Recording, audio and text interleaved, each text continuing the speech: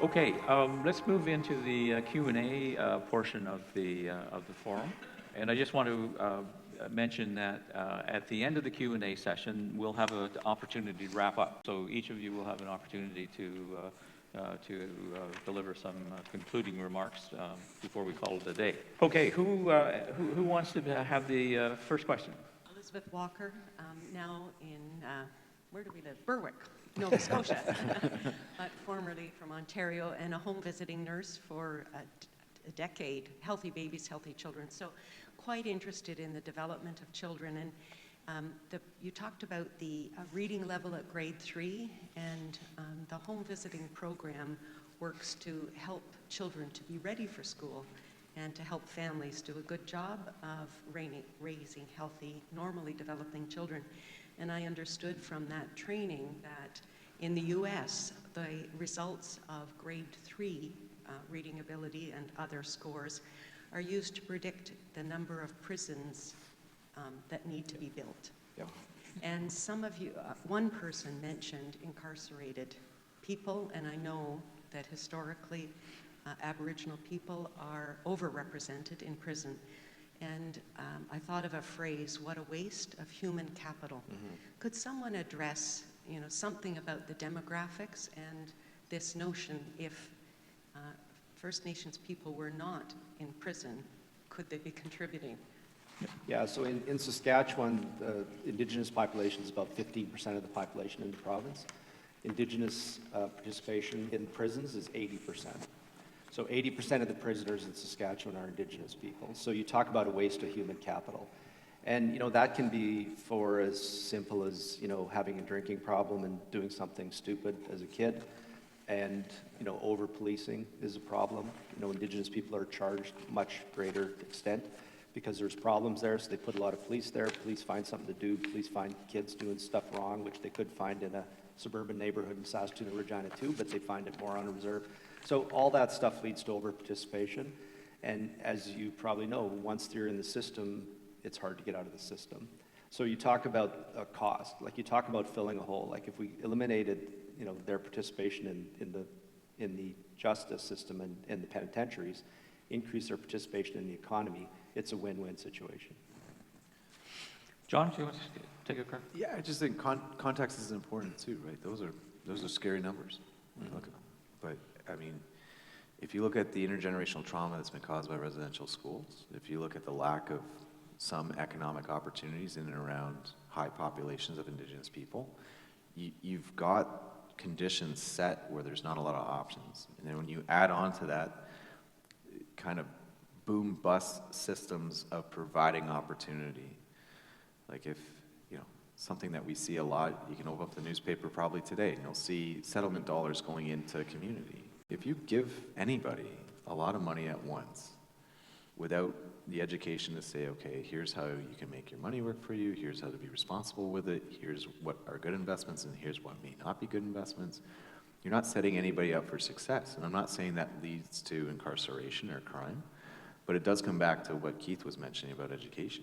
Like you have to understand the opportunities that you're being presented with. You also have to understand the context of the situation that you're in when it comes to some of the socio-economic issues that a lot of Indigenous communities face. I never like presenting a problem without proposing a solution. When we talk about incarceration, it is an over-representation, but I think, Keith, and you can tell me wrong if this is what you're saying, but if you have greater opportunity within community, you have greater prosperity, you have greater job employment, you have greater opportunity for people to have a different path. And I think that's one thing that can help mitigate the high incarceration rate of Indigenous peoples. So it does, for me though, come back to education. If somebody understands the opportunities or the situation that they're in, if you grew up in an environment where, a residential school is a reality for you, you grew up in an environment where oppression from, different outside groups was alive and well, you can't just operate outside of that. That has to be part of who you are. But education and opportunity are two things that are going to combat that head on. Thanks. Thank you. Kateri, do you want to? I believe they have addressed it quite well. The systems have set up our people to fail, and there's many complexities that have to be brought into solutions and on a go-forward basis. Another question. Thank you very much. It's so insightful. My name is Sherry. I grew up in Scarborough, Ontario, but I'm living on Mi'kma'ki land in Sackville, New Brunswick now. And I guess I'm a visual artist, and so I think a little bit outside of the framework of the systems. I see systems, colonial systems that we all live inside, in particular Indigenous people, and especially, Canada was built on resource extraction and land, stolen land, which is now real estate. And now we are living in a country of extreme income disparity due to that real estate issue of it being about money and the resource extraction issues that have now led us to extreme climate change and difficulty in environmental aspects. So I feel like we're dealing with crisis in the country in general, and before we all have just been through COVID, which saw a kind of opening of our minds of how we might do something different in that kind of global crisis. People got a little bit more open-minded about how we might change these intractable systems, especially like our colonial Canadian systems. You're working in banking, that's like, you guys are right in the thick of it, I'm amazed. As an artist, I'm just like, oh my God, I mean, thank God you're there as Indigenous people, but still, like, what a place to be, right? So I think about, in the beginning, right before COVID happened, there was the Wet'suwet'en pipeline protests where so many of us were out blocking trains, doing things to try to actively stop that pipeline from happening, trying for the first time to look at the leadership on that West Coast and listen to the traditional leaders and what they wanted to do with their land. And then that quickly got silenced as kind of COVID came over. It got taken over by that. The news cycle is just endless. So I guess what I was thinking is that at that moment, 3-4 years ago, there was a lot of discussion about how Indigenous stewardship of land and land back could dovetail into environmental ownership and controlling of future kind of land, crown land, Indigenous land, in terms of contracts around environmental policies. So when I hear about wind farm, that's interesting, right? Because I feel like there's also been a history of kind of forcing Indigenous communities into mining and oil and gas extraction and things that are destructive for their own lands that they might not want to do, but poverty is forcing them into those kind of job opportunities. So I'm just wonder if there's any overarching, larger thought outside of these little systems that we're struggling inside of to think about the future of our environmental catastrophe and how Indigenous leadership and land back could have a future kind of vision of tying that in, which would be so economically beneficial as well. Like kind of two birds with one stone. Yeah, thank you for that question. Anyone want to take a run at that? Panelists get even more interesting when they disagree with the audience. So let's go there. You talk about, industry forcing First Nations to do something with their land, and that has happened in the past a lot, don't get me wrong. But we have another aspect now that's also forcing First Nations into a position. So we have First Nations who want to develop a forest industry because that's their resource, and it's an industry that the world needs, or wind, or solar, or oil and gas. In our communities now, we see environmentalists co-opting First Nations to say, you guys shouldn't develop this because I want to live in a house in Scarborough. I want to drive to work. I want wood framing for my house, but I don't want you to do that. And we need your energy, but we don't want you to develop your oil and gas industry. So there's been so much co-opting. It goes back to Jonathan's point about control. First Nations need to do things for the right reasons, both develop their resources or not develop their resources, develop their land or not develop their land. But today, there's so much of what happens in First Nations is not their priorities. It's the priorities of environmentalists, industry, government. Government introduces a loan guarantee program sometimes for their priorities. About 10 years ago, there's a highly successful Aboriginal capital corporations in Canada. They've helped a ton of First Nations businesses get started. And they could not get $1 of capital support to start a gas station or a store or a oil service truck business or anything like that. But they could get endless dollars for export and youth businesses. Both of them were non-existent. The program was there. The federal government did a huge announcement of this $100 million program. There was not one loan that was made under that program because there aren't any First Nations exporting their goods to China today. There just isn't. They're in a much different part of the economy. So it goes back to control. We need to do things for the right reasons for our communities, not have others come in and say, you guys should do this. And that applies to all, industry, environmentalists, well-meaning but ill-informed government people who are, the government's full of people like that. I hope nobody's from the government here. The government has been the bane of our distress for decades. every time they come to help, run the other way. Like, it just doesn't work. Their programs almost universally don't work. And it's because they're not doing it for what's good. And like I always say, it goes back to my individual thing. Every program that gets announced, whether it's a joint venture project that a First Nation's pushing or some new program for the government, my first question is, how's this going to help individuals? You know, because they can announce a $100 million deal, they don't employ one Indigenous person. There's not one Indigenous person that's going to benefit from it. The community might get money, but then you say, what are you doing with the money? Well, if you're benefiting people, that's fine. But my measure on every one of these things, whether it's industry, First Nation, or government of any kind that wants to push a program, what is this going to do for individuals? How is one more person going to be independently self-sufficient by what you're doing here? And if they can't answer that question, I think it's just a waste of time, no matter how big the deal looks to be. I think Keith brings up some excellent points here in terms of discretion and autonomy amongst Indigenous groups. And I wouldn't necessarily run away from federal government. I'd walk quickly away from federal government.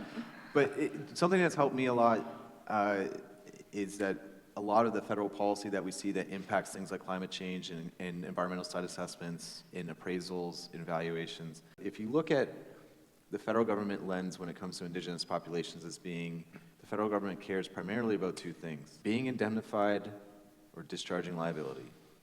They can't be indemnified, they want to discharge their liability. It's much more based on, we just don't want to get sued as the federal government. And so when you talk about things, Sherry, that are really important, like the environment and natural resource extraction, government policy isn't really there. It's not designed, as Keith, what I'm taking from you, Keith, it's not designed to help anybody but the federal government. And the truth is that there's Indigenous populations out there that are very much in favor of resource extraction. And there's some that place less of an emphasis on environmental protection. And that needs to be respected too. I work for a financial institution. I used to work for the federal government, and I'm a reservist. And to quote my dad, "What are you doing, kid? What are you doing? You're working for all the people that are giving us a hard time." And my response is that, like, I think I can change things, right? And it's not to change things the way I want them. It's not to change things, it's to make it so that that voice, whether it's you're in favor of resource extraction or against it, whether you're in favor of environmental protection, or you place less of an emphasis on it, you have to have that forum or fora to be able to have those discussions within government, within financial institutions. The one thing I would say, Sherry, is that make sure that it's part of the discourse and that it's built in and contemplated. You could say we're in a crisis. I think we're in a crisis of setting up the forum to have the proper discussion. I think that's where the focus needs to be. Unfortunately, we've come almost to the conclusion of the session. We've got 15 minutes left, and I want to give the panelists an opportunity to share their final comments, their final remarks on the topic. So I'll start with Keith. Yeah, so, you know, like I said, for me, even though I've been involved in big, you know, projects, it all comes back down to the individual, that family, that man, that woman that wants to support their family. You know, I was involved when I was at the FSIN for a short period of time in talking about treaties and reconciling the promises made in treaties to what's being delivered. And we had two elders who were actually raised by treaty signers who were extremely knowledgeable about the treaty-making process. They were steeped in their culture, steeped in the language. They knew how to speak Core Cree. You know, that's like, you know what that means. Like they knew how to speak Cree in a way that it was traditionally spoken. And so they understood the language from the people who signed treaties about what treaties meant. And the one guy talked a lot, and he was most eloquent talking about treaty promises in Cree, so he did that. And so I was administering that side of it, the economic side of the treaty discussions. And so we hired a young guy who was a translator to translate. And, you know, Jimmy and Gordon would say things, and in Cree, I don't speak Cree well enough I only understand what they're talking about me, but nothing else. So I didn't understand a lot of what they were saying, but this young guy was translating back, and he would say, you know, Jimmy says that we need, you know, more government money to make good on this promise, and that we need things to look after our people. Then after a while, I got to know Jimmy Mayo and Gordon Oakes a lot better, and we talked in English. And what I was getting from the translator wasn't making sense to what I thought they were as individuals. Yeah. Both of them, none of them had spent a day in their life on social assistance. They had families that they supported. They were cattle ranchers and farmers, and, you know, they just were self-sufficient, strong, cultural, you know, icons of their communities and great human beings. And so I started to have concern that what I was trying to negotiate about what treaties meant was about this big picture of federal, fiduciary responsibility to First Nations and all the kind of stuff that's the core of a lot of the programming that goes into First Nations. And finally, I just thought, maybe the translator's not that good. So I actually found another person who was a core Cree speaker. He could speak like they did. He wasn't as politically astute, so he wasn't putting his own editorial comment in the thing. And so I said, okay, so we went back into a session where it was mostly me sitting there with people speaking Cree, and then he was coming back to me with what Gordon Oakes and Jimmy Meyer were talking about, and he said, well, they want self-sufficiency. They want the ability to raise their own families. They want the ability to provide for themselves. They want the ability, and that comes through a lot of the treaty promises promises to things like education and health and access to your land. Those things were all steeped in the desire of the treaty signers to be self-sufficient. We don't want to depend on you. Too much of the discussion today has gone back to how do we make you more dependent on us? How do we give you a loan guarantee so you're 100% dependent on us? How do we create a joint venture that is federally funded and based on their priority that makes you more dependent on us? So I think that kind of discussion is what breaks treaties. And I think getting back to understanding that Indigenous people wanted what they saw when they first contact. We're self-sufficient, we're strong, we're capable, and we can compete with you all day long. And these processes that got put in place reduced our ability to do that. We need to get back to a place where we're capable of being strong, being cultural, being self-sufficient, raising our own families based on our priorities, not others. And I think that's really what reconciliation is for me. Terrific. Tough act to follow, John, but you're up next. That's why I'm going to start with some gratitude, and just to say, it truly is an honor to be up here with you, Harvey, and you, Keith, And Kateri. Yes, but the way I look at this is there's those who came before us, and then Kateri as contemporaries, and I'm incredibly inspired by Kateri, and see it as going through this together, kind of contemporaneously, whereas I look ahead to you, Keith, and to you, Harvey, and say, I wouldn't be here, and I don't want to speak for Kateri, I don't think we would be here and have the opportunity to have these discussions if it wasn't for you and others who really set the stage and set the way before us. So I want to start with gratitude and say thank you to both. And let Kateri know what I told her before, and that it's an honor to be up here with you as well and to be inspired, and that really motivates me knowing the great work that you're doing, and that hopefully that this is something that we're going to do together for a very, very long time. So this is the part of the discussion where I get misquoted and I get in trouble. And I always say that because it still happens, but I'm going to say it anyways because I believe it and I want to honor everybody up here on the stage. I went to law school and I wrote a statement saying I want to be leading a charge that repeals the Indian Act. And I don't feel that way anymore. I don't want to repeal it. I want to break it. I want to break it. There's a big difference. And that's why I came to work at a financial institution. When we talk about control and we talk about what it is that primarily First Nations, but also Métis and Inuit to do, to take back some of the resources, land use access, revenues, governance structures, it's about taking something that's been put in place like the Indian Act and looking at it as a series of limits and saying we can operate within this, but we can create legal instruments that are so strong they put so much pressure on the federal government to either be indemnified or worried about getting sued. And it's taking something that's meant to be oppressive and using it against the group that's created in the first place. And so I really am grateful for what Keith was saying about we don't need structures or policies in place that solidify the Indian Act and the other legislative frameworks and regulatory structures that make a reliance on us to go to the government and ask for something. I like the idea of taking what we've got, even if it's a bad hand, and saying, yep, you don't want to see this go sideways. And they're going to say, no, we don't. So you just take it over. Or if we can't be indemnified for it, it's because the value is too high. It remits too much revenue. Its valuation is too much if it's a lease, license, or permit. I mean, we're on the East Coast. Fishing permits are very, very lucrative. But land use and land access.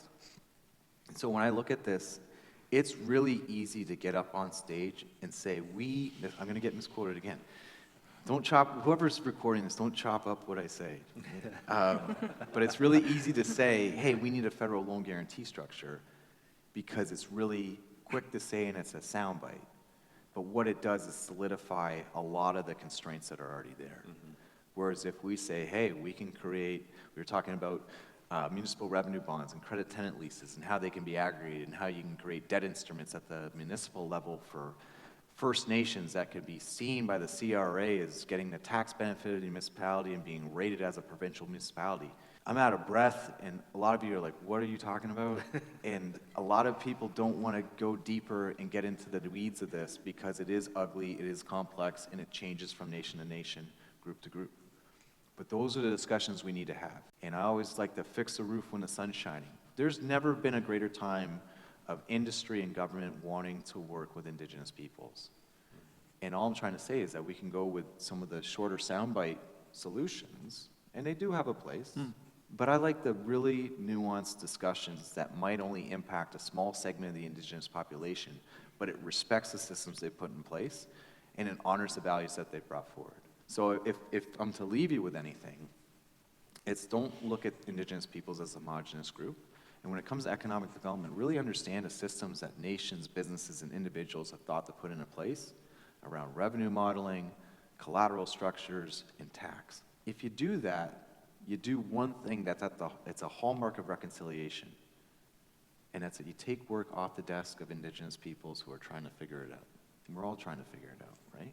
And I think that's something where even if you make that effort and you go forward and you say, I need to understand the systems that you've put in place. I need to make sure that they work for you.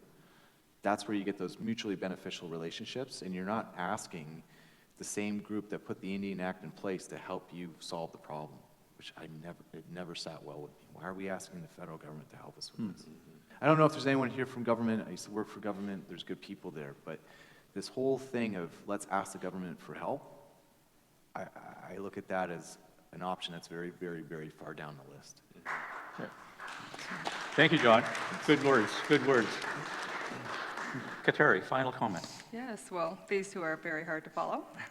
And I'd just like to echo that I'm thankful for being on this panel and thankful for the diverse perspectives that we bring, me being from the social First Nations community perspective, and Jonathan legal, and Keith and Bank and yourself from education. And I'd also really like to extend my thanks and gratitude for all of you here who are participating, because that means you're taking, you have a genuine interest in making a difference on the path forward and working together. I just would like to reiterate, education is key, as we spoke about today. Certainly read the reports, engage with community. I think that will take you a long way.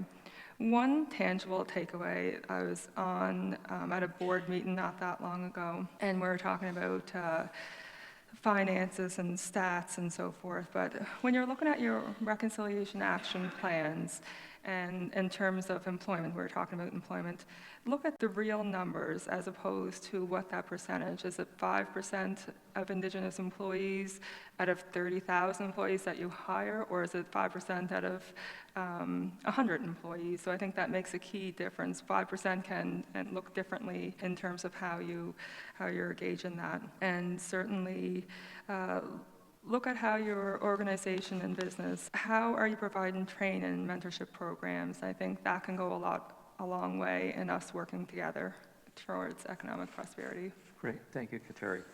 Well, this brings, thank you. This brings us to the conclusion of this particular forum. And as I started out by saying, you know, this is a great panel, as you now know, if you didn't know previously. And I want to thank Kateri and John and Keith for their unvarnished views and opinions on this particular topic. It's been a great discussion, and your contributions have been valuable and insightful, and thank you again for them. And like Kateri, I want to thank you folks for taking the time to attend this session, and hopefully it's given you some food for thought and some things to discuss around lunch or dinner tonight or on the weekend, and hopefully on into the future. So thank you, everyone, and thanks again to the panel.